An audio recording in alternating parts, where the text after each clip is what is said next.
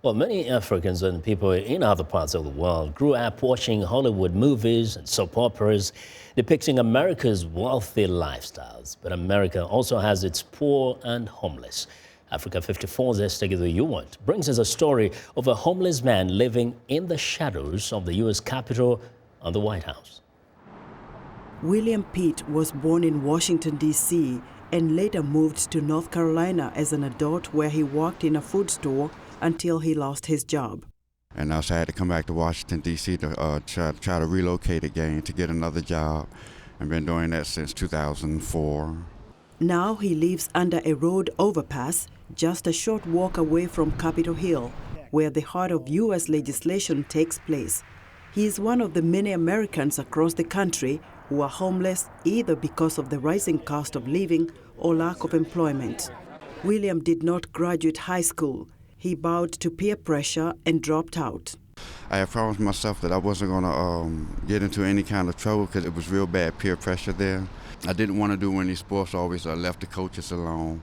It was literally 11 guys that came to my school and they were looking for me. The only family William has is his mother, but he is not sure where she lives now. I really don't know where she is. Last time I spoke with her, she had she said she had gotten rid of breast cancer. And that was the last I spoke to her. I guess it was like 2 years ago. He reads books to pass the time. I love reading the Bible first. Any other time I can read like little books that help you out with certain things with the Bible. This one in particular says God's words of life for men. Back under the overpass, William sits next to his huge bag that holds his belongings. He tells me Good Samaritans driving along the ramp give him food. A lot of times they give me a lot of food, and I always eat. Whenever I think I need money, I'll sit it, and I'll get enough transportation money. If I don't get the money, I'll just walk.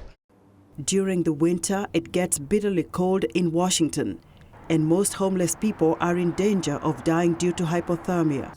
But most larger American cities have shelters where homeless people can go to eat, sleep, and shower. When it gets cold, it's a place called Second and D. They open up for free for a thing called hypothermia.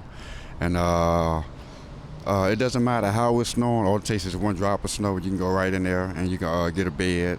He says being homeless has taught him life lessons, and his goal is to find a job.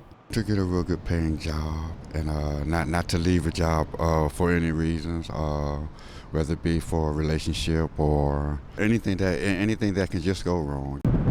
William is grateful to motorists who feed him, and he hopes to soon say goodbye to the street spot he has called home for the last 13 years. Esther Githui-Ewart, VOA News, Washington.